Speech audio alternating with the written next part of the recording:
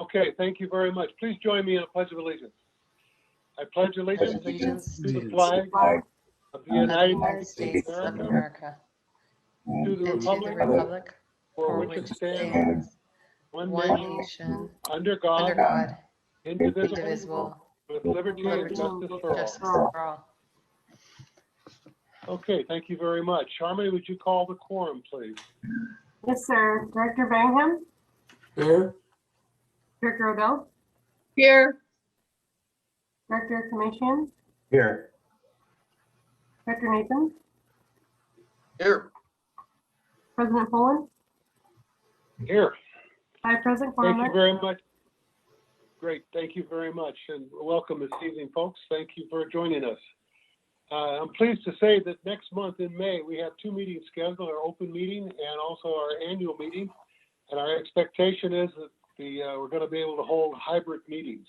So it'll be a combination of meetings at the Holiday Bay Room and on Zoom. Of course, that assumes that things continue to go in the same direction as far as county regulations go, and there will be some specific requirements that you'll hear more about that later on, but I'm pleased that we may be able to take that move. If you'd like to join in the conversation, please use the chat box, click raise your hand, or email board@canyonlakepoa.com, and we'll get to you as soon as we can. Each one of our board action items will include a discussion period for comments and questions. We'll also have our usual public comment session after the board action items, and we can hear about any topic that you might have. As usual, please limit yourself to 3 minutes per comment so that we can make opportunity for everyone to join us. And I'd like to move ahead. So I'd like to entertain a motion to approve the minutes or comments on the minutes.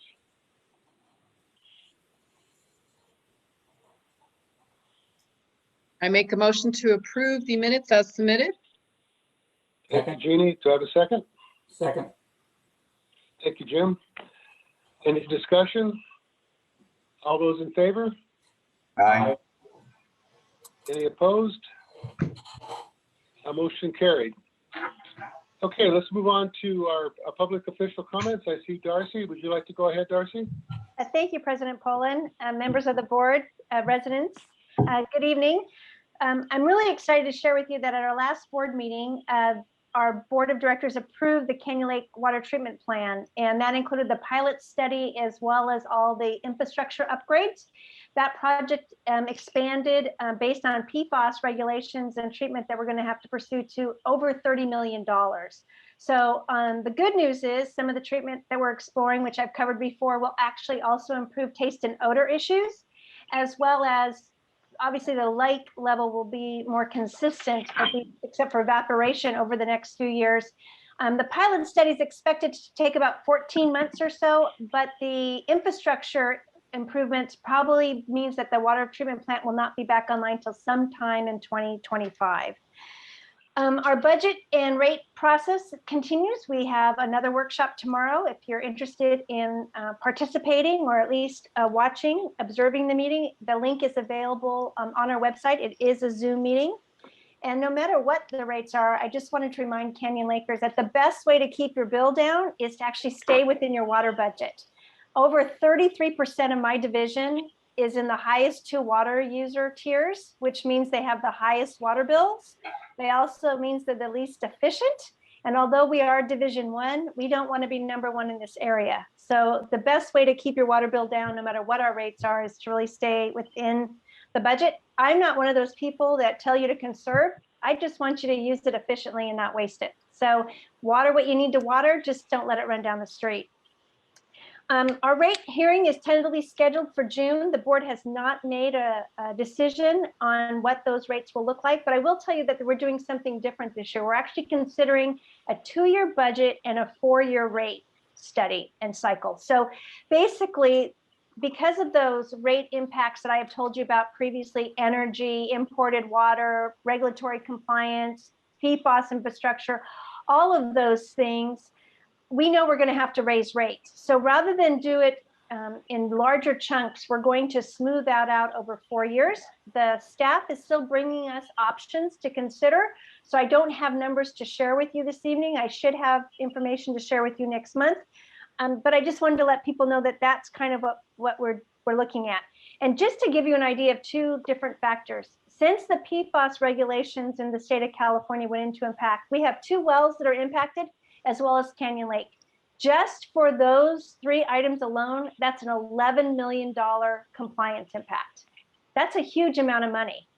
And in addition, there's some new requirements from the EPA for sampling and monitoring. And just one of the samples requires 2 different processes is $1,600. And we're doing it much more frequently. We're reporting it's much more stringent. So all those types of things add up. If you are having trouble paying your bill, I would encourage you to call the water district. We do have a RARE program, which we fund through cell phone tower leases. So it's not your ratepayer dollars offsetting someone else's. This is a program designed for our low income and seniors that are struggling to meet those utility bills. We are the only water utility within our region that has any program like this. So if you're struggling, even if it's temporary, like if you've lost your job because of COVID, or there's other financial hardships, I really encourage you to reach out. The more that we can help people catch up, the better off we'll be when that moratorium is lifted, and then we'll be able to address those issues in probably a less friendly manner, because we'll actually have to shut or terminate service. Our strategic planning process continues. We're taking our time, but we're making sure we do it right this time. And just on a few other notes, it's getting warmer. So I would really encourage you to look at your sprinklers, make sure you don't have a leak. Check rebates on our website if you're looking to remove any turf and want to plant something more California friendly. If you're looking to upgrade maybe some of your water use appliances, like your washing machine, those types of things, there are rebates available and to help you make a better investment on a water-wise choice. I know in the news, and you're going to keep hearing it, is that California is entering an extended drought period. We have sufficient reserves in our region through Metropolitan Water District's investments and our own that we're in really good shape. But what the governor decides to do when he calls a drought and what draconian measures he asks us to put in place, I just want people to understand a lot of times our hands are tied. It's not something we want to do. It might not be something that we even think we need to do, but it's something that we're mandated to do. So we're spending a lot of time right now educating our legislators on the investments we've made locally to make sure we have a reliable supply, whether it's in times of rain or in times of sunshine. So I just want people to be mindful that don't believe everything you hear in the media. We're pretty prepared, but we do have to comply with what's requested of us. Also this month, I had the opportunity to meet with our general manager and our general counsel with a number of residents that had some concerns on the North Ski area. I thought that meeting was very productive from my perspective, and I hope we were able to provide some information. If anyone has a question regarding the water district, whether it's a lease agreement or a settlement agreement, any of our assets, our production, our treatment, please reach out to me. I'm happy to talk to any of you. I may not be able to take your call right away, but I promise you I'll call you back. If you're not sure, you can visit the EVMWD website and you can link directly to my email and I will answer you. Tomorrow, I will be co-hosting a coffee with Mayor Castillo at the Country Club at 7:30 a.m. If you have any questions and concerns, I encourage you to bring them. Casey and I will be providing the coffee. And finally, I'm really excited that at our roundtable meeting the last time, we talked about having another joint meeting at sometime this fall, depending on how things are with COVID, between the POA, the city, and the water district. I think last time it was very informative for our residents. And so I'm looking forward to making sure we put that together and make sure it happens. That's all I have this evening. President Poland, I'm happy to answer any questions. Okay, thank you very much, Darcy. I think we'll let the questions go for tomorrow's coffee or other contact that folks would like to make with you. Thank you. Casey, I don't believe I see you online, but I do see Jeremy Smith. Do you want to? President Poland, yes. Yes, thank you so much. Thank you. Thank you for allowing me to speak, members of the board as well. Got a few updates, first in which our scholarship deadline is April 12th. As some of you might have known, we come up with a contest for our high school students to allow them to get some scholarship dollars. So that's due April 12th. You can find more information on Facebook or contact City Hall. Good news, Riverside County is moving into the orange tier tomorrow. So as a result of that, we will have an announcement about reopening city offices and what that's going to look like moving forward. The City Annuals is one of my favorite events. The City Annuals Community Cleanup event. This gives you the opportunity as a Canyon Laker to get rid of some of the stuff around your house. It's going to be taking place with CR&R at the Canyon Lake Community Church between 8 a.m. and 2 p.m. So if you have anything in your homes that you want to get rid of, again, you can look at the Facebook page on the City of Canyon Lake to see what requirements of what you can and can't throw away. Or you can just shoot me a message and I'll send it your way. Last, we have, as some of you might have seen, we put out to the community a fire department patch design. So this has been very popular. Several people have reached out to us directly on how much they appreciate the involvement of getting the community involved in designing our patch for our fire department. So that's due by April 30th. So I just can't say thank you enough to the folks who have continued to participate and send their ideas, whether it's colors or just format. It's been phenomenal. The other note for tomorrow's city council meeting, we'll be looking at and discussing the adoption of a new employee handbook. As most of you know, our world has changed with social media and Zoom and all these other platforms. So we're going to be discussing that and looking at different usage throughout our code within City Hall. Last, I just want to remind everyone, as Darcy just mentioned, there's going to be a coffee meet and greet tomorrow morning at 7:30 at the Country Club. I know I will be there supporting our mayor and supporting our water board director and answering any questions that we possibly can. President Poland, thank you for the opportunity to speak. Members of the board, I can't thank you enough. And if you have any questions, feel free to reach out to me directly. Okay, thank you very much, Jeremy. Appreciate you coming by and giving us the words. Okay, I'd like to move on to presentations. Corey, we have a presentation on the community patrol transition. Yes, it's more of a brief summary and then an introduction to our new account manager, Mr. Matthew Lee. So we are in week 4 of our transition to G4S. The transition has gone smooth so far. Currently, we are without speed enforcement. We are working to, we had the vehicles, the dash mounted radars pulled from the vehicles to get them recalibrated and installed in the new vehicles. And we're hoping to have all of the equipment installed within the next week or two into our new vehicles. I'm really pleased with our new management team. They're working hard to learn the site and become familiar with Canyon Lake as a whole. I'm now going to turn it over to Matthew. He's going to do a brief introduction about himself and meet the community.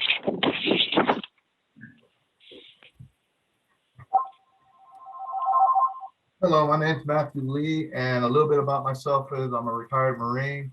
I've been in security now for a little bit over 15 years, with G4S for 5 years.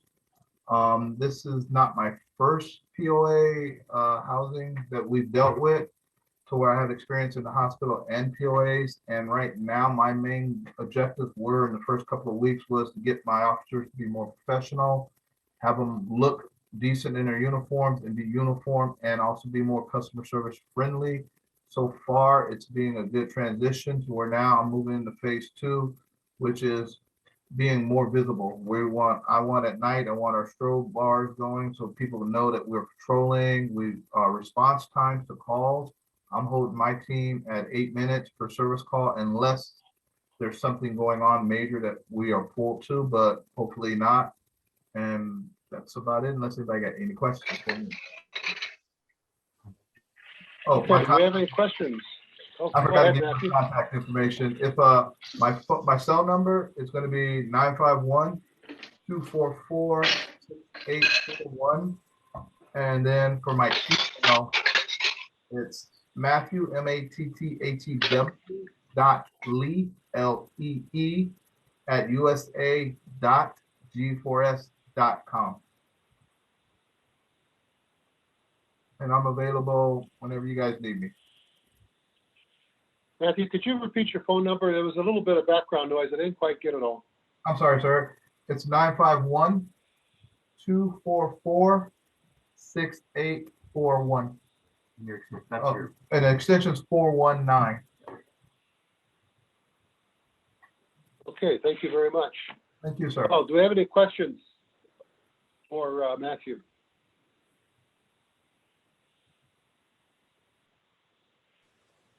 Well, with that, I'd like to say welcome, Matthew. Glad to have you on board. Looking forward to working with your team as you settle into our community and then bring us a very high level of service. We appreciate that. Thank you, sir. Okay, I'd like to move on to our consent agenda. Do I have a motion to approve the consent agenda?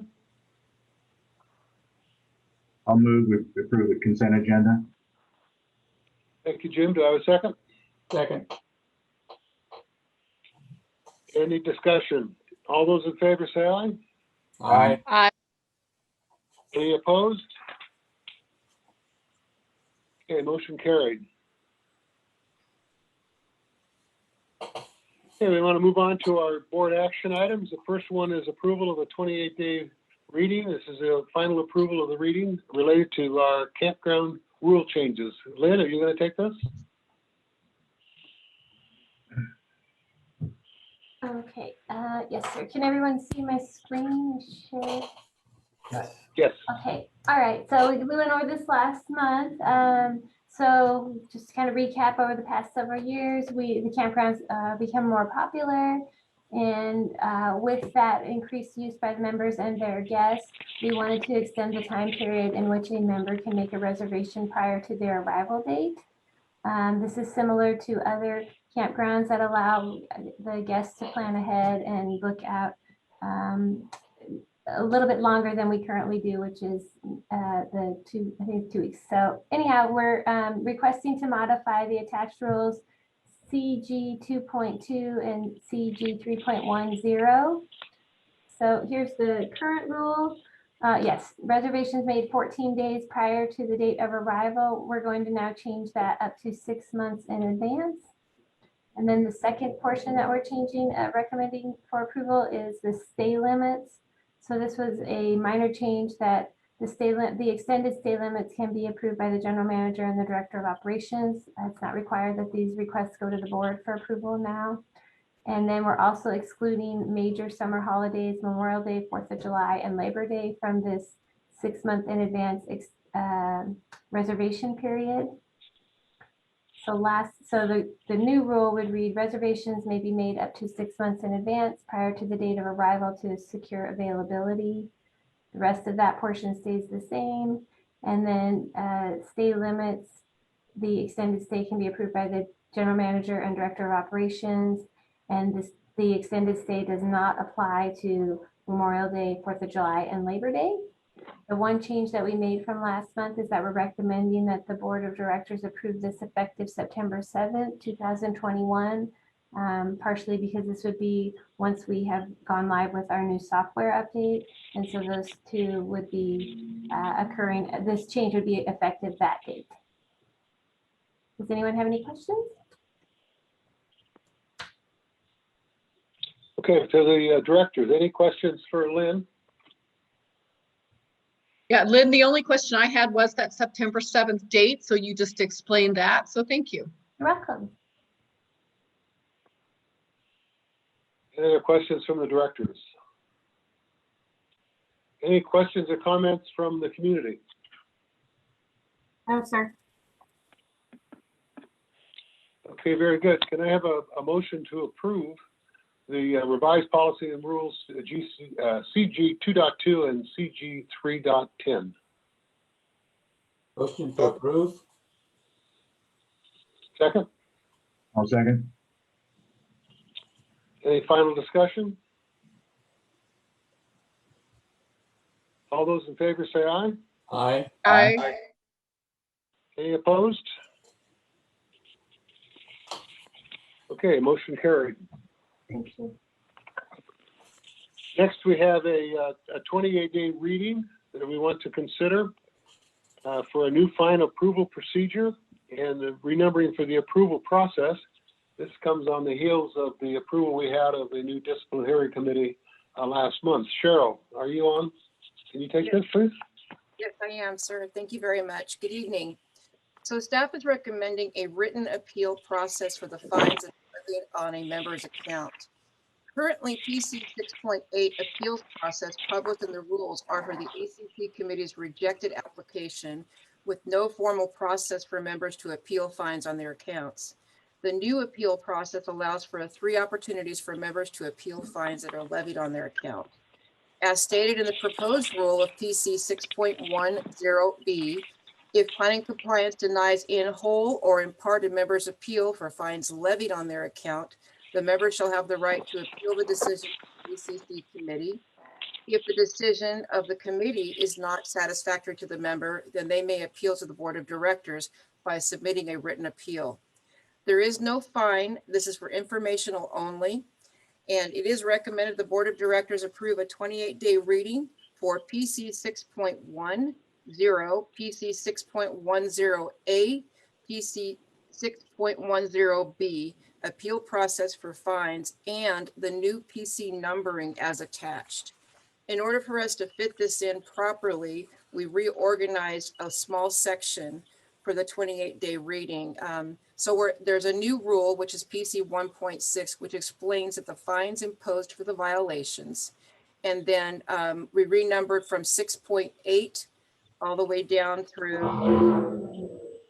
6.9G. And then we added the new appeal process for fines, PC 6.1A and B. So are there any questions?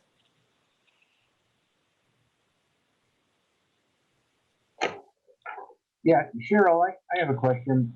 PC 1.6, you say is a new rule and it's in red, but is that already in place?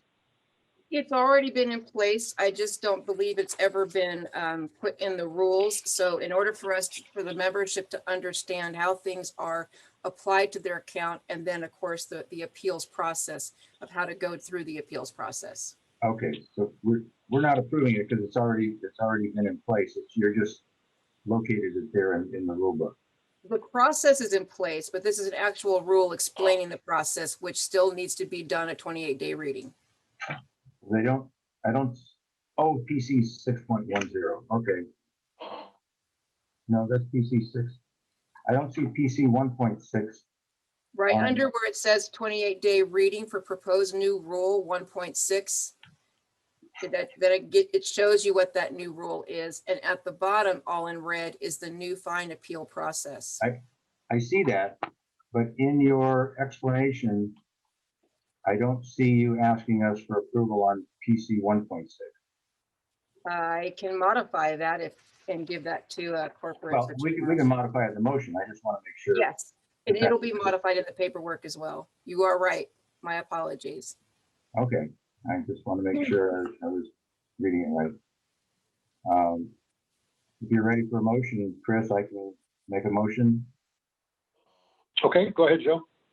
I move that we approve this 28-day reading for the Planning and Compliance Department to approve rules for PC, you get it right, 1.6, PC 6.10, PC 6.10A, PC 6.10B, the appeals process for fines, and new PC numbering as attached.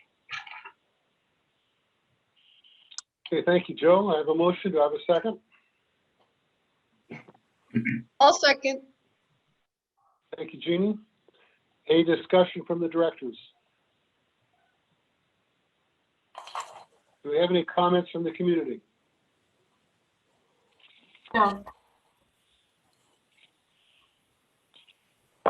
Okay, I have a motion and a second to approve a new appeals process and procedure, 28-day reading.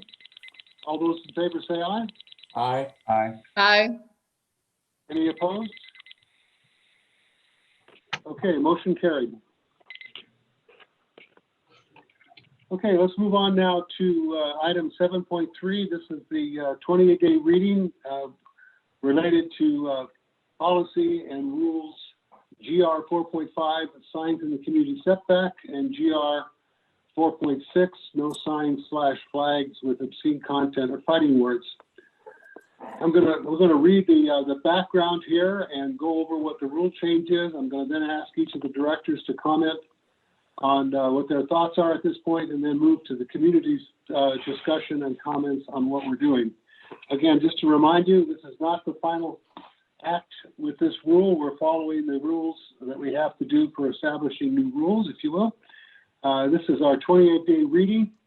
If this is approved in this form or whatever amended form, once it's approved, then it'll wait for 28 days to our May 6th meeting for final approval or whatever other action the board would like to take. So in terms of background, on February 9th, the board held a discussion about possible rule changes related to political signs on members' property because of a number of emails that were received. The discussion was introduced with a board discussion item that was included in the agenda package that asked 8 specific questions. On February 17th, based on member comments received at the February 9th board meeting, the board convened a special meeting to consider specific emergency rule changes to stipulate that the rules related to signs included posters, flags, and banners, included a definition of political signs, added watercraft to the list of vehicles that could not display political signs, and modified the rule related to dirty words. The board voted to table the discussions until the March 9th meeting and did not implement any of the emergency regulations.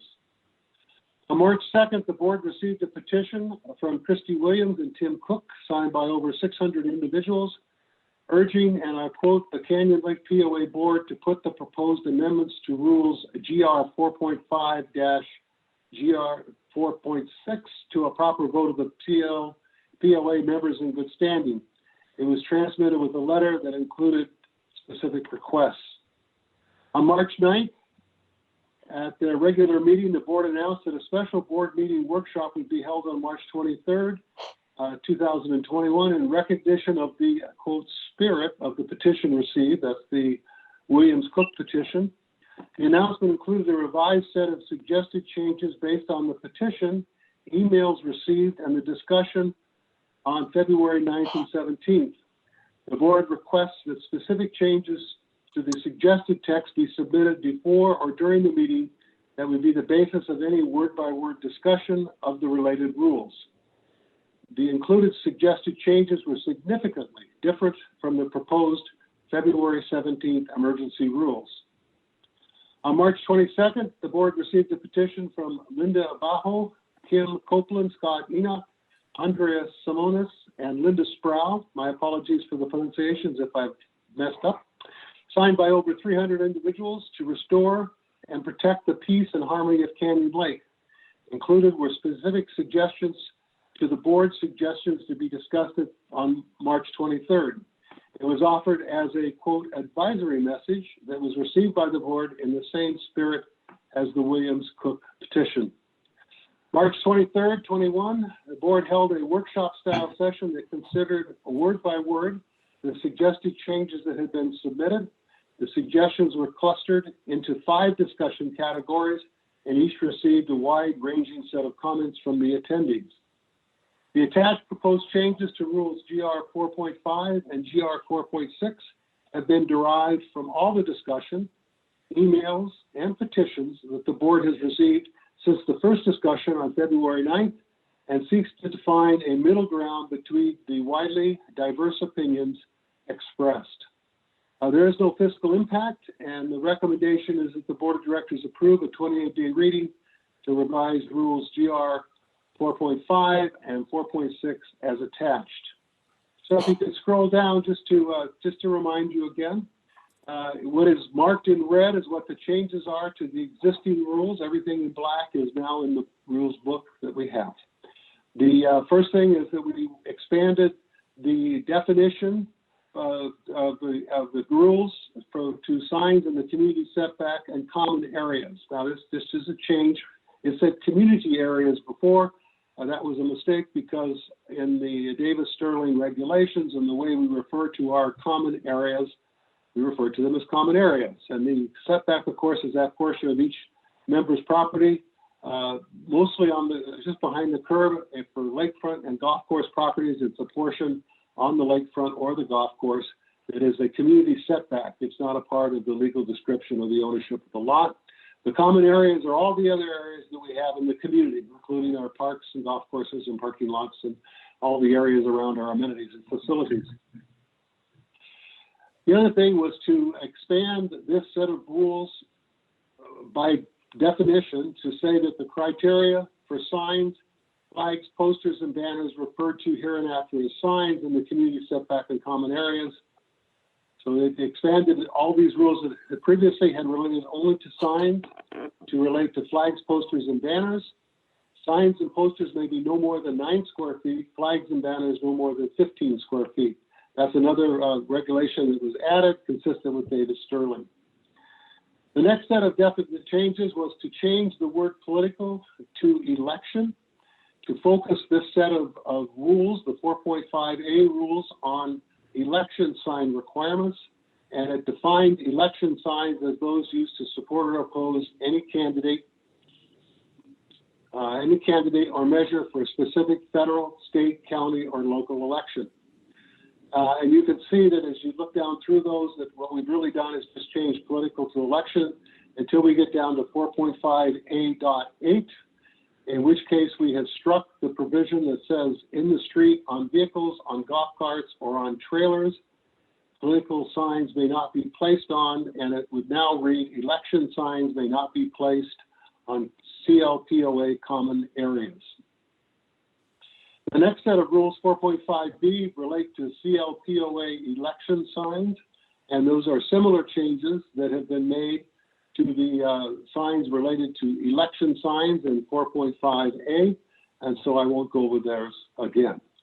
Then scrolling down, the next changes that are included in this have to do with amplifying what's written in GR 4.6.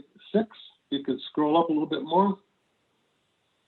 And the idea here was to make sure that we included in here that we wanted images, that we wanted the, let me just read this. Regardless of the size, no sign, poster, flag, or banner visible from the common areas shall contain or imply by the use of symbols, missing letters, or images, any obscene material, vulgar words, or fighting words, as those terms are defined in the law or by common decency.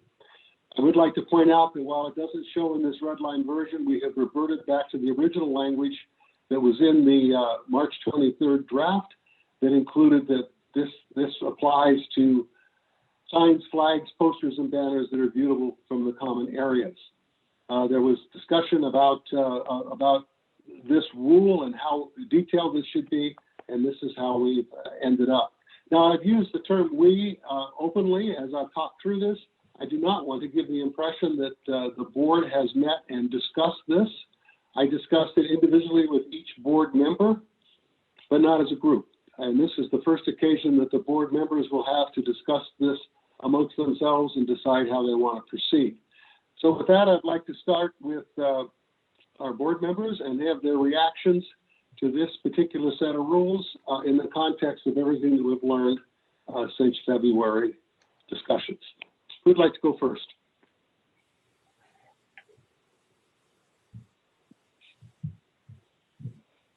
Well, I guess it's me again. I would just like to say that, you know, Chris mentioned that we've been discussing this since February 9th, but if we look back, the actual conversation started back in July with the passing of the emergency rule of 4.6.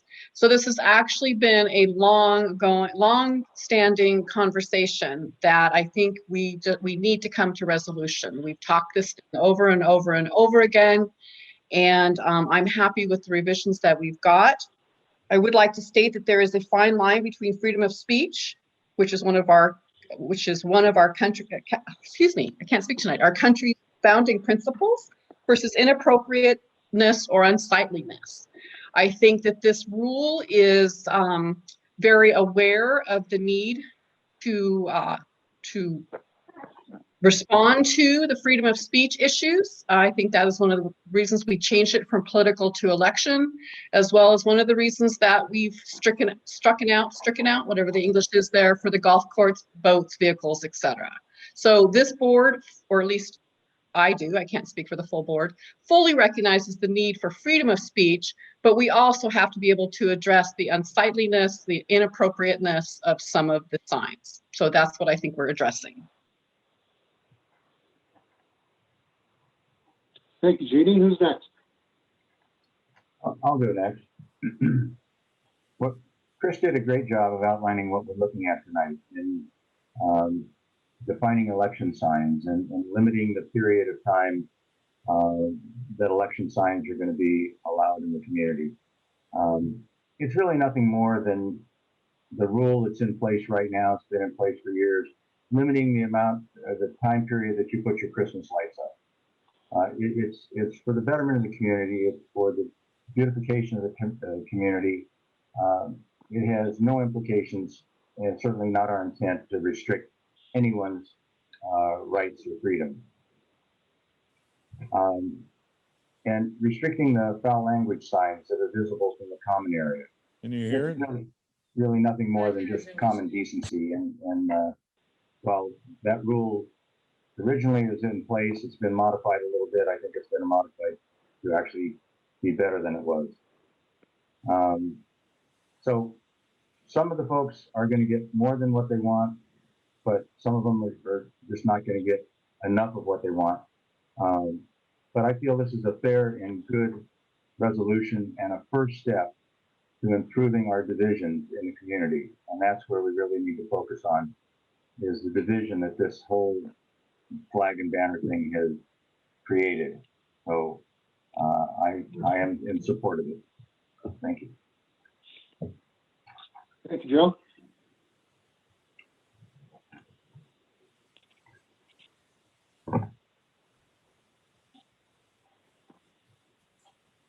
I'll just comment also that I think what Jeannie had to say and what Joe had to say they're right on. It was a difficult project, and I have to thank Chris for taking this one on.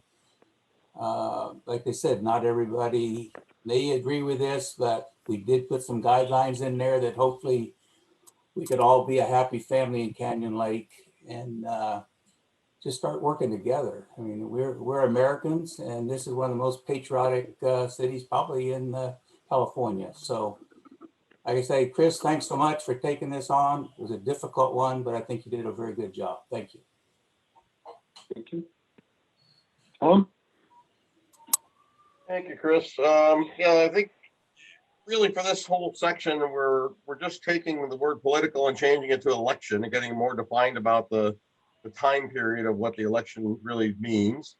The one thing that I think was a little bit of a confusion from many members in the past is that while it's all referred to the community setback previously, there was reference to golf carts and vehicles and such, and those were never really about the community setback. They were intended, and it's my understanding and looking back at how the rule got crafted and the reasons why, was that people were taking signs and placing them on their cars or on their golf carts and then parking them in the streets in front of their houses. So this was intended to try and address that particular issue. And like I said, some people recently had read that into the rules thinking that we were trying to control or prohibit anything on any vehicle or any golf cart, which was not the case. You know, this really is only supposed to be about people using their vehicle as an advertising placard. And we're taking it out right now, which I think is a good thing to avoid the confusion, but we still may have that as an issue going forward about people using vehicles as an advertising mechanism out in the common areas.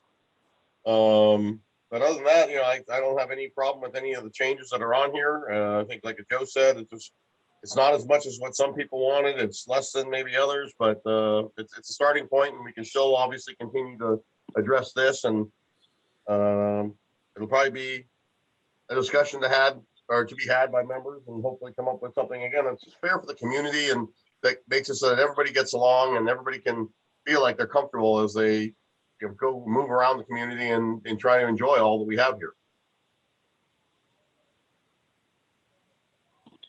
Okay, thank you, Tom. Let me just say and repeat what I said on March 23rd, is that I really believe that it's part of our American process to have elections and to be passionate about the people that we want to elect. and to make sure that, that our wishes and our dreams are fully understood. But I think that has to be constrained into a period of time. 90 days before, 10 days after is what's been on our rules for years and years. What has not been on our rules is how to deal with flags. We had rules for dealing with signs. And so I see this as a way of supporting that very important process that we have, but getting it under the same regulation that we have 90 days before and 10 days after. I think the need to expand 4.6 has certainly been illustrated. It turns out that by saying obscene content and fighting words, we weren't capturing some of the flags that were causing a lot of the controversy. And so we decided that we could use a word that I think we all understand. Maybe we understand it a bit different, but I think we all understand vulgar. We thought that was a good word to use. And we thought that it was a good word to say in there about common decency. Now, you know, when we write our rules, we write rules and we issue our citations based on what we believe is the right thing to do. But there's a complete appeals process that we have. And so that's what keeps us from having to write pages and pages and pages to try to cover all of the conditions. I would like to believe we all understand common decency, we all understand vulgar, we all understand the need to be polite to our neighbors. If you're cited under this rule and you don't think it's right, you can appeal it. And you could go and explain to the appeals board why you think what you have done is not vulgar or in terms of common decency. If they don't agree with you, you can go to the IDR and do the same thing, and then it steps up from there to an ADR and all the way to the courts. I mean, that's the whole process that we have around here to give you the latitude to try to interpret these things. And so I'm comfortable with these words that I believe we understand and that I believe are going to allow us to control or to monitor our use and how we display things in a way that is compatible and a way that is not going to be offensive to our neighbors. Big question about whether we should regulate what people fly on the golf carts. I understand that, or on their watercraft. And that's a very hard question. And many of the emails that I've received, we've received just even the last hour, have to do with this particular issue. I think this is a good first step. I think that we need to recognize that this part of our personal freedom to participate in the election process, we need to make sure that it's within that election time frame and take that as it goes. That's something that I feel very good about. But let me just say one more time, I think this is really a good first step, that it really depends on people treating people like people, not like Facebook names, and being good neighbors and restoring the peace to our community. And that's really what this is going to rest on. You know, we can write more and more rules, and we can write more and more definitions, and we can hire more community patrolmen, and we can issue more citations. But that's not going to solve this problem to me. What's going to solve this problem to me is to say, okay, we understand this is what we're trying to accomplish, and we're all going to participate in trying to make this happen. So with that, I'd like to open it up for public comment. Who would like to go first? Hi, if I could just remind everyone, under reactions, you should be able to see raise hand. If you could raise your virtual hand so we can have our list in order. And please remember to say your name and track and lot. First, we have Renee. Hey, Renee Griffiths, 3778-154. I do like these rules. I had a couple concerns, just maybe a little bit of tweaking, and I'd like to say thank you so much, President Poland, for responding quickly to me when I sent the email over the weekend and giving me some additional insight. So thank you for that. With regards to GR 4.5A.1, when it talks about the height of the sign, the challenge is that now that signs include banners, I would like to see if we can make an exception when it comes to flags, that flags can be flown higher than the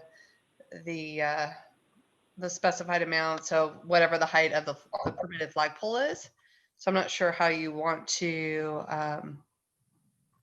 go ahead and do that. Or actually, maybe you already, I don't know if you've already made those changes. No, No, I have not. 4.5A.1. So that was one. I apologize. My dog might bark and then I'll mute myself. The other thing too, which I found interesting, and you clarified, and you may want to clarify for everyone else under GR 4.5A.8. I was curious because it switched from, I was wondering why it was changed from in to on, and you explained that to me. But then I also noticed that, shoot, I'm gonna let you go to someone else. I'll come back. Sorry. Okay. Sorry. Art Femister? Hey, Harmony, who's next? Hello, Art. Yeah, Art Femister, 3719315. So first, I do want to thank everybody for their efforts and help on this on the board. I know this is probably the hardest thing I've seen in 6 years of board deal with, so we do appreciate it. My only concern, and I also understand, though, it's something you have to put in there, is the word common decency. Common decency should really be common sense.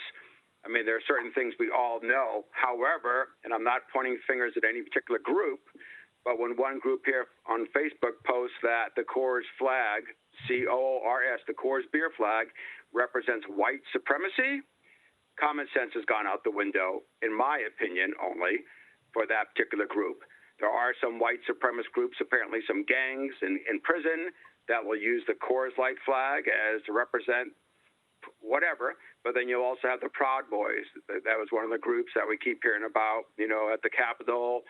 Supposed to be a group out of Louisiana that are white supremacist, and their shirt, their uniform, quote unquote. I mean, the KKK has white robes and hoods. We all know what that is. That will scare the heck out of you. Anybody would be nervous if you saw that. That's understandable. But the Proud Boys, the white supremacist group, supposedly out of Louisiana, their shirts or their uniform are Hawaiian shirts. When they get together, they all wear Hawaiian shirts. So is it going to be next that, there's a bunch of people wearing Hawaiian shirts down at the beach? That's not common decency. They should know that's scaring us. So we'll leave it as it is. I'm not asking to change it, but just ask the future board to keep that in mind that, again, common decency should be right along with common sense. But obviously it's not common when you start saying the Coors flag. If one or two gangs somewhere in the United States have a Coors flag and someone flies on their golf cart in here, I don't know. But anyhow, I want to take the time to thank you all. I know this was very difficult and enduring and grueling. And so with that, I'll be quiet, and I'm happy with what I see. So you all have a great night, and hope everybody has a great spring and summer. And Riverside County is in the orange zone as of tomorrow, the orange zone. So good news. All righty. Good night. Thank you, Art. Who's next? Renee, would you like to return? Yes, thank Okay, you. Renee. And I think what just happened represents Canyon Lake. There's people who walk by and we always exchange dog treats. And to me, that's Canyon Lake building and just how Canyon Lake is. So I apologize for that. What I was suggesting, President Poland, your explanation, I was initially concerned with the language being changed from in CLPOA common areas to now it's on, because I was just getting a little bit too anal and detailed, wondering if on meant if your golf cart's on land that's in a common area and you have a flag that would be a violation, would you get in trouble? And you explained it to me, the difference between in and on, and I thought that might be helpful to others to explain that. I did post it to Facebook with your permission, but I thought maybe some people may want to know. Yeah, I'll just answer, Renee, and say that I thought it was very insightful at the March 23rd discussion, where the idea that if we started worrying about what was in the common areas, we might be able to do something about the flags on golf courts, but what about the bathing suits? What about the T-shirts? What about visors and hats? And because all those things would be in the common area. And that was not the idea. The idea really was to capture the sense about what was on the common area. And what's on the common area, I mean, you can argue, and it was argued to me that if it's on the common area, it's our area, we'll just take it off. It's not an issue. We don't have to say it. I'm more comfortable saying it because I would not want our members to think they could hang their political banners on our restrooms at the parks. You know, those are common areas. So at the same time, we needed to say something about that, and so that's why on became the word that I chose to use. And again, I say I because I was the broker of these words. Okay, thank you. Chris, if I may, this is Cheryl. Go ahead.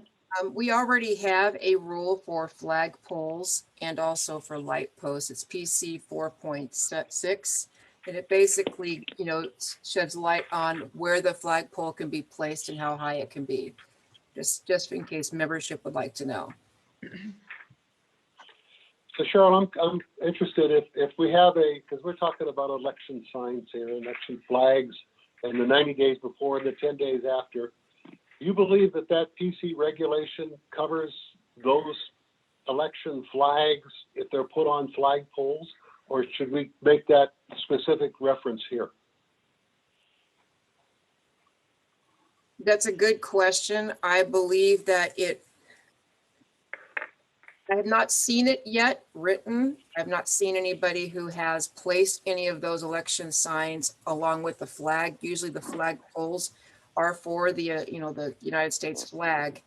And I believe people who are actually, displaying the flag at a flagpole are probably not going to be including an election sign on it. But that's a question. That's a good question. I think that it wouldn't hurt, but we already have, like I said, the flag poles itself that can be placed 6 feet back from the curb, which is in the community setback.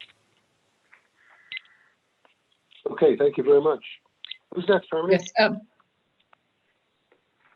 If we don't have any other hands raised, if we have any comments, could you please raise your virtual hand or send us a message?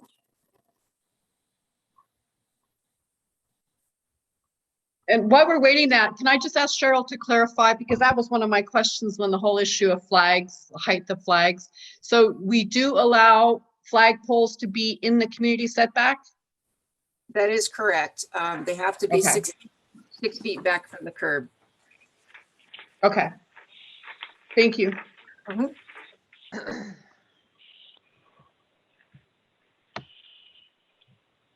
There are no other hands raised. Okay, so I'd like to have a motion related to this 28-day ruling.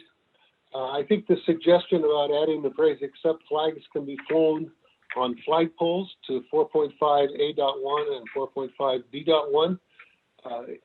I like that addition, but whoever would like to make the motion to accept this 28-day rule may choose to add that as part of their motion. Will somebody please make a motion?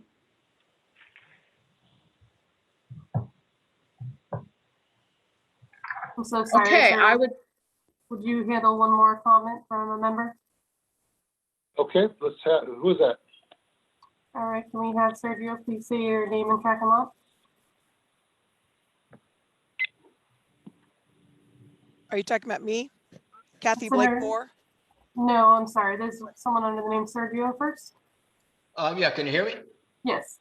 Yeah, Sergio Suarez, 3804-184. And I'd like to take the opportunity to thank everyone who's worked so hard on this issue. It's been somewhat painful and long, but I just want to remind everyone, we live in the United States, the greatest country in the world. I came from a third world country, communist country. I live here. I know what we have, and trust me, there's no better place than the United States. We live in Canyon Lake, probably the greatest city in the United States.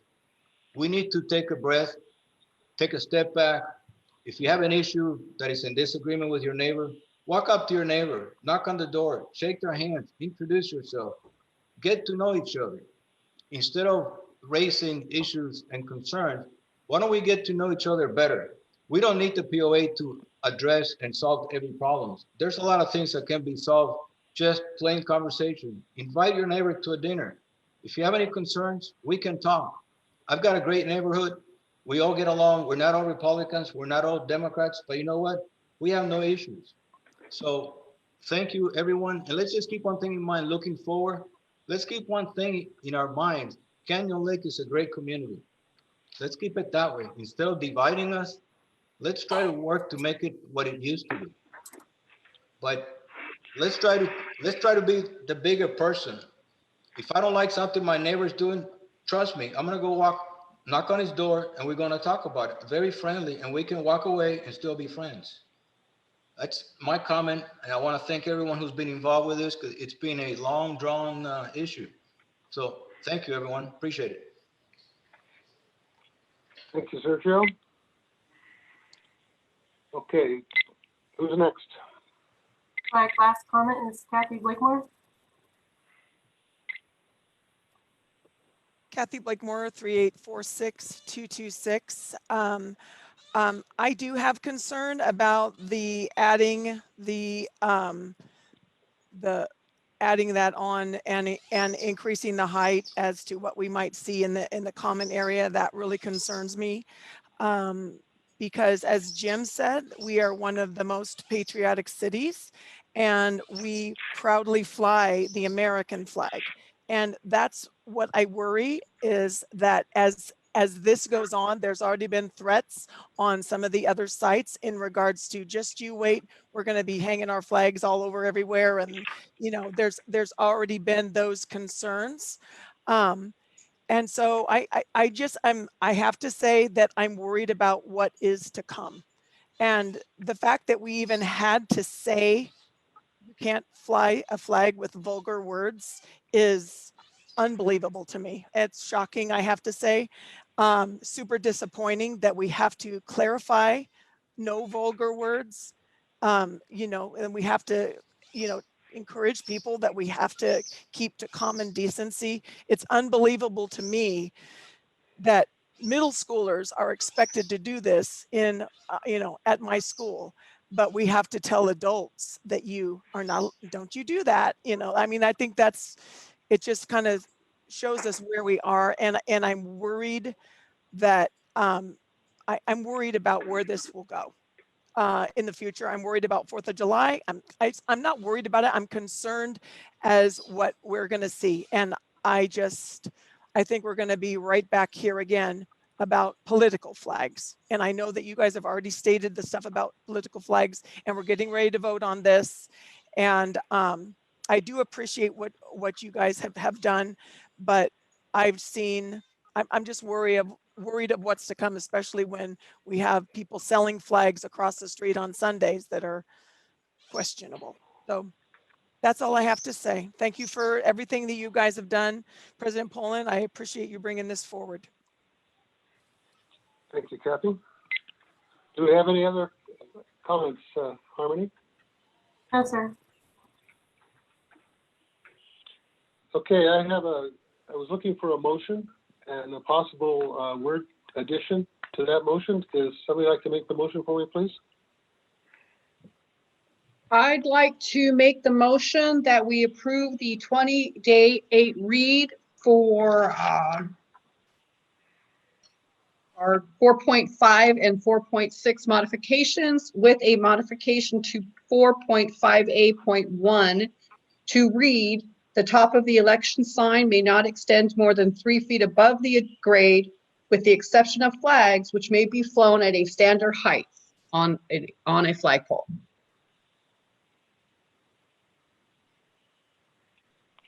Okay, do I have a second to the motion? I'll second. Thank you. Jeannie, would you please clarify that also applies to 4.5B1? Yes, sir. It would also apply to 4.5B1. And then I think that it would.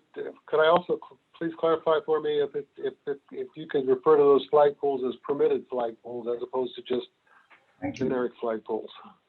You know, I was going to do that, and I figured that was a given. So let me revise it. My revision to read. Well, that's okay. That's okay. You could. Okay. I guess a flagpole is a flagpole. It can't be there unless planning and compliant. I think it should say permitted flagpole, or an approved flagpole. I think approved. I don't want to see a 2x4 stuck in the ground with a flag on, and I just don't want that. Okay. So let me reread. Go ahead. Let me reread G, the proposed modification to G 4.5A.1 and GR 4.5B.1 to read: The top of the election sign may not extend more than 3 feet above the grade, with the exception of flags which may be flown at a standard height for an approved and permitted flagpole. Okay, and that is acceptable with a second, Jim? Second. Okay. Any final discussion? All those in favor of passing this 28-day reading, say aye. Aye. Aye. Any opposed?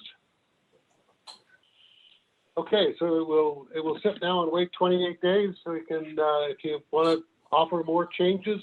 The one thing I would suggest is if you have changes, please give us very, very specific rule changes that we can take up at our next meeting, or if we choose to approve this as written. Okay, thank you very much. I would like to move on. Do you mind if I say with a sense of relief that we've gotten this far? And I appreciate all the comments that we have received, believe me, and I appreciate the spirit and the comments that we've heard tonight. Because I think as we've gone through this extremely difficult process, that it's come to a resolution that hopefully the community is satisfied as a good first step. We'll leave it to future boards to continue to work on this as they see fit. Okay, so we're ready for member comments. If there are any members who would like to make comments on non-personnel issues. Harmony, do we have any? Not yet. If I could remind everyone, it's under reactions and there's a raise hand button. Okay, so we'll give you just a minute.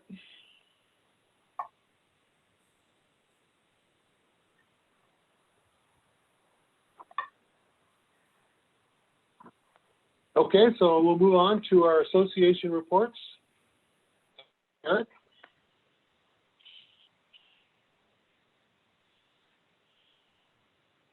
Sorry, I had to unmute. Hey, everybody, thanks for coming. We have, happy to see we have 40 people on Zoom and around the same on Facebook. So the whole virtual thing has turned out to create a lot of interest and I think make it easier for people to participate, which we think is great. So as Art mentioned, we're moving into the orange tier tomorrow. That allows our restaurants to go from being open indoors from 25% to 50%. As usual, I like to refer people to the very detailed staff and departmental reports that you'll find in our agendas. And I want to touch on some highlights in here. In our activities department, the pool is open now. We're not requiring reservations like we did last summer. We're also hiring at the pool. So if you know somebody that'd like to work at the pool, please send them our way. The senior center committee started meeting again. Senior center's been closed for the duration of COVID, and the senior center committee started meeting again today. So that's good news, positive step in the right direction. Activities and the Fiesta Day committee have been working on coming up with a modified Fiesta Day. Right now, the discussion involves a multi-park park hopper type weekend that would go from Friday the 28th through Sunday, May 30th. And because even in orange tier, we're limited to 33% outside events, 33% capacity. We could really only have a third of our normal attendees at Fiesta Day, which is something like 12,000 people.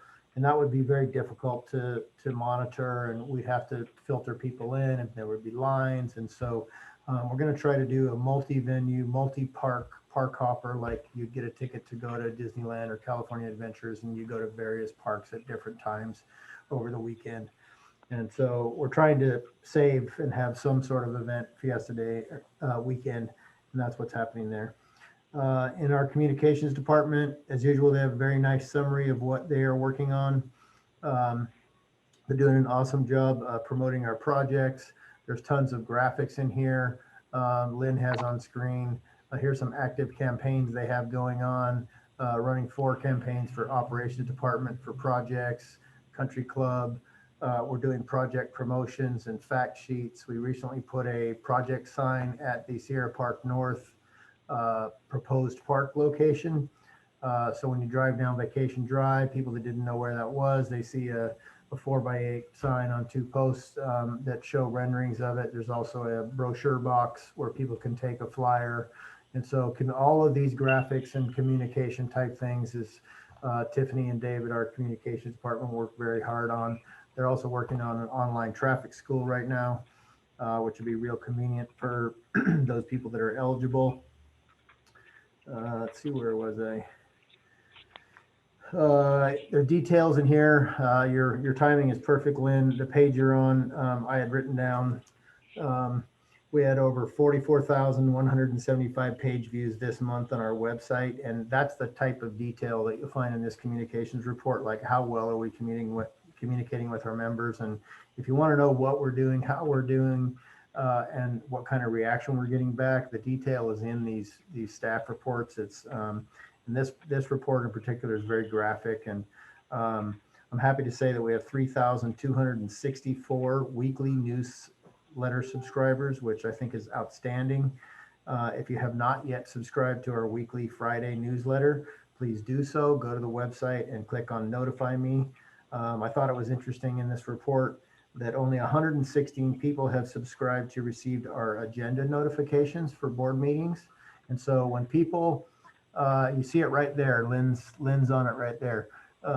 When people say they don't know what's going on in Canyon Lake, everything the board does and staff and management are doing is in the monthly agenda. And if you want to know what's going to be talked about at the upcoming board meeting, and we have board meetings every single month, when we put the agenda out before the board meeting and you get notified about it, right now 116 people are getting that information and looking at those agendas.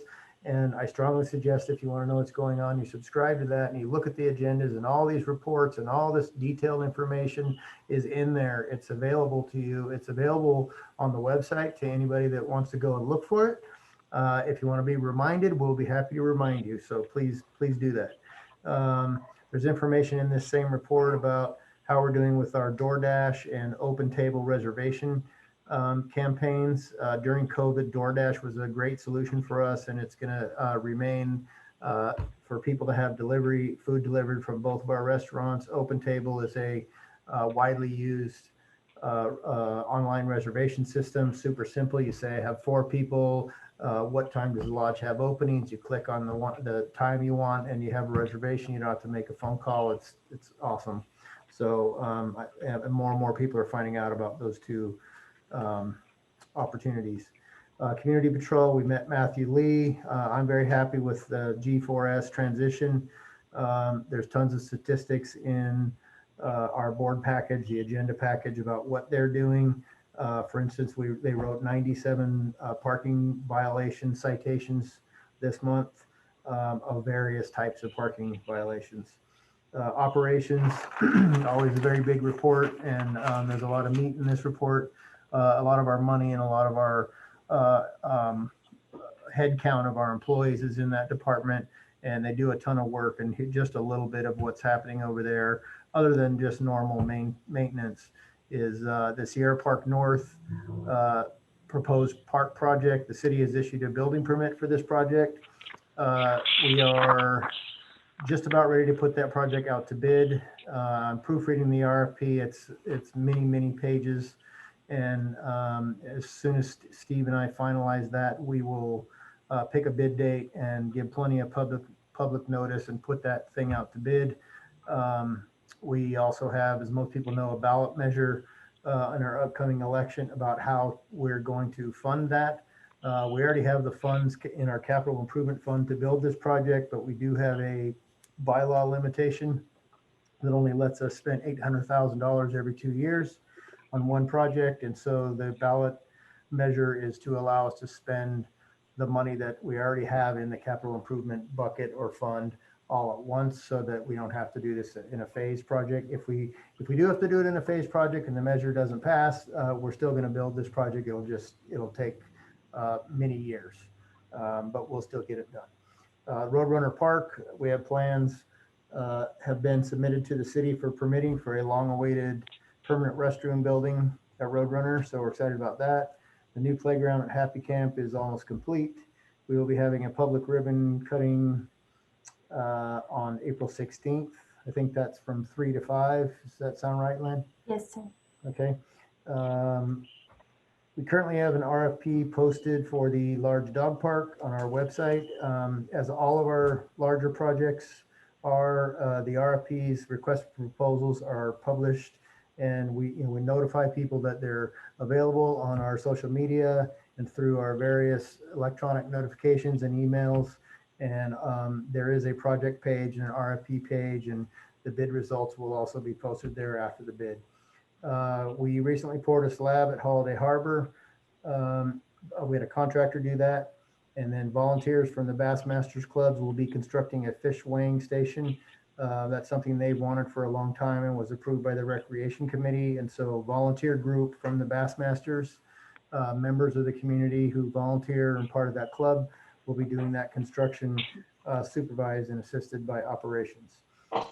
We have our new triannual reserve study is almost complete. I met with our reserve study consultant on Monday. He has some 2,800 pictures of all of our assets and amenities that he's still organizing, and it's a massive project, as you can imagine. It's going to be available entirely online. And I can't even guess how many pages it would be printed. Many. But I should receive the final of that on Friday, and we will then circulate it to the FPC committee and the finance committee and board for reviews and comments. That should probably happen next week. So we'll give them a month or so, and then the board will accept and file that, and then we will make it public. We have plenty of time. The idea was just have it done before our next budget process, which is basically a year from now. And speaking of the budget, our annual budget is now published and online. And that pretty much sums up my report. Thank you. Thank you very much, Eric, and thank you to you and to the staff for all the extraordinary work that you do on behalf of the community. So much of it is behind the scenes and not fully understood, but we completely appreciate all the hard work that goes on to make this community as smooth running as it is. Okay, we're ready for the comments. You're welcome. Ready for the comments from the board. I'd actually like to start tonight and just say to you that, remember what we like to do during this period of time is to report out on what we're all doing with the committees that we're liaisons to, plus any other comments that we might have. I'd like to say that as the liaison to the Architectural Control Committee, I'm really quite pleased that we have no appeals tonight. And that's part because we've really taken a hard look at our CC&Rs and come to a process that really looks to find and negotiate the variances that make sense, that we're permitted to do, so that we can avoid appeals that end up asking the appellant to go back and work out a variance with the ACC. So that's a great step in the right direction. We're very pleased with the new discipline hearing committee that Planning and Compliance has come to, and the work that will involve in getting our members to where they fully understand what issues are and what needs to be done in a very streamlined manner. Our next goal, of course, is to have a look at our CC&Rs and take a look at how we can streamline that process and make sure that our community maintains its viability and its beauty. And at the same time, this whole planning and compliance ACC process moves along in a very, very constructive and helpful manner. The Dredge Committee remains silent because we're still waiting for the Army Corps of Engineers to get back to us on our permit application and give us a punch list of the things that we have to do to get to that point. As Darcy mentioned earlier this evening, we are probably looking at 2025 before our lake level is going to start its fluctuations each year. So in a way, we have some time to get this organized and get it processed, wait for our turn with the Army Corps of Engineers. I just want you to be assured that process will be moving forward as soon as we hear from them. The last thing I want to say is that as this board's term comes to a conclusion, we are working very hard to wrap off and prepare summaries of what we have done and what we have what we see going forward, to hand off to next year's board so they can start a very, very fast start. One of the things that I think is important is for a board to be fully oriented, and they will be at the orientation period, but that they get a strong handoff from the previous board so they know what's going on. So that process is ongoing, and look forward to that handoff next month. So I'd like to move on to other board comments. Joe, would you like to go next? Sure. Yeah, I'd just like to report on my committees. Our Green Committee, the Golf Course Green Committee is, their meeting has been changed. Typically they meet the second Thursday of the month, and this month they're meeting on April 15th, 1 p.m. at the Magnolia Room. There were some conflicts with scheduling, so they had to change the date. So if you'd like to attend the Green Committee, just put in your calendar for April 15th at 1 p.m. at the Magnolia Room. Tuesday work group, great bunch of guys. They did complete the fence work on hole number 9. And they continue to do trimming and sanding divots on the golf course.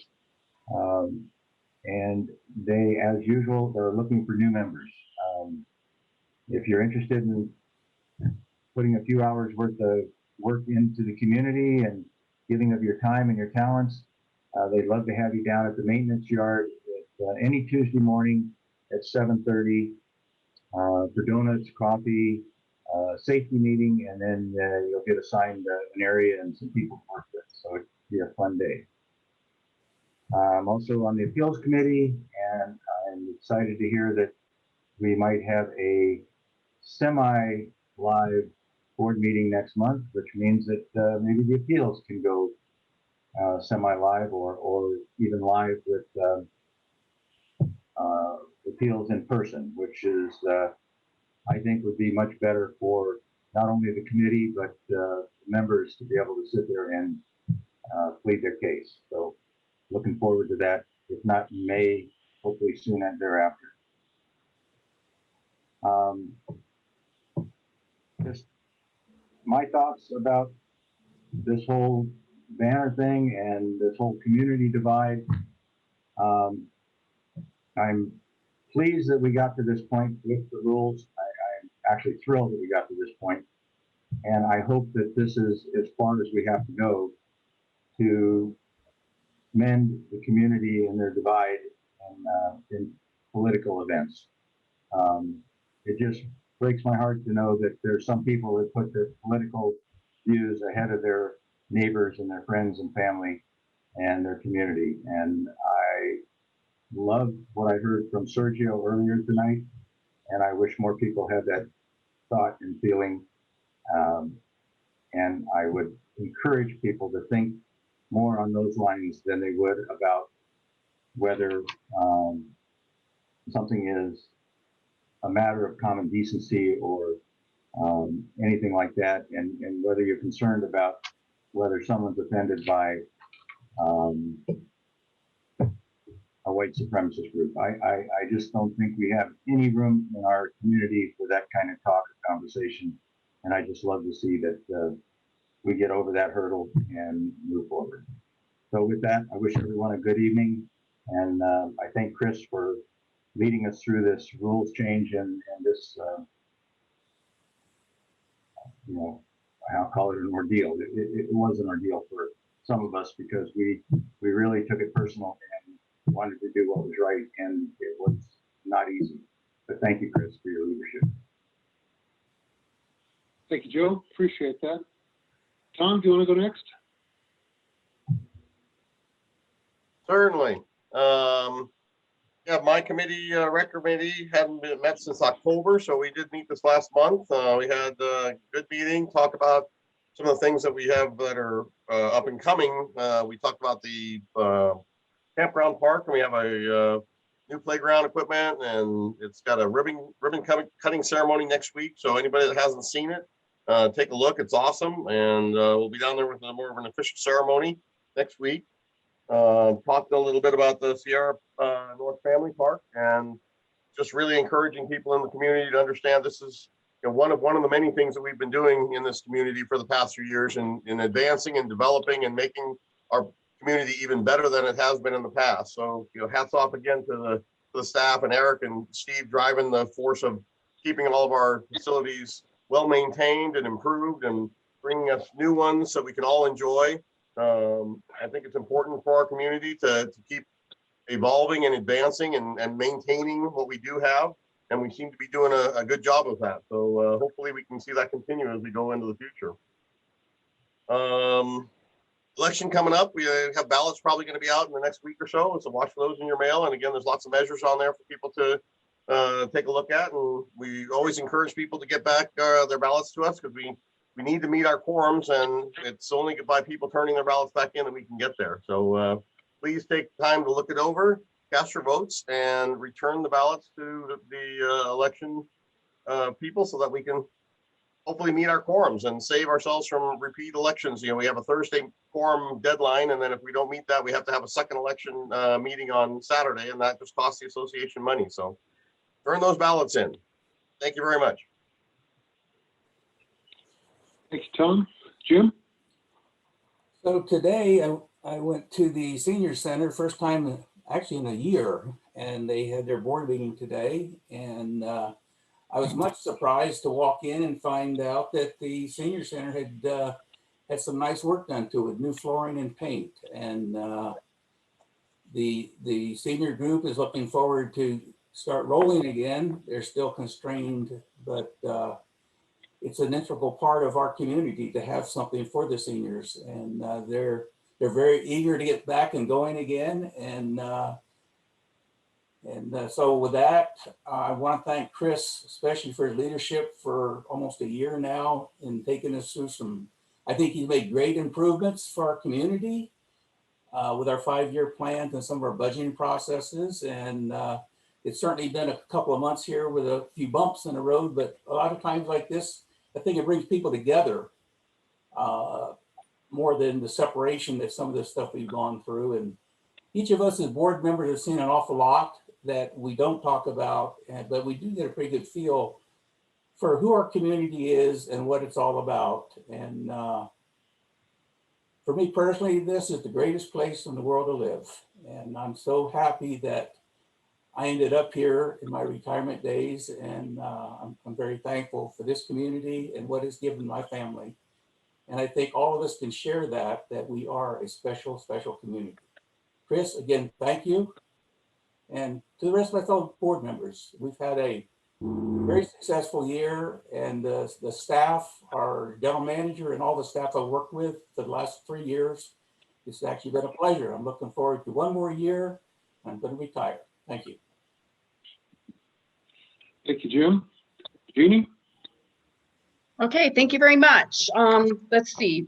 Facilities Planning Committee did not meet in March or April because I'm proud to state that we've accomplished all of the board identified goals for the committee. We will be convening in the next couple of weeks to start the review of the reserve study and get comments back to the general manager. The Finance Committee did meet this past month, and I will be working with our chair, Joe Washley, to develop, does that me with the feedback? Yes, that's you with the feedback. Oh, well, I guess we're going to suffer through it. I will be working with Joe Washley to develop lessons learned for during the budget process for presentation to the board in May. I do have a couple of items that I'd like staff to look into based on the staff reports that we received in our board packet. And it just appeared to me that the speed enforcement trailers are not being deployed on a consistent basis. Wasn't sure if there was an issue. Also wasn't sure what the status of the third trailer that the board approved in mid 2019.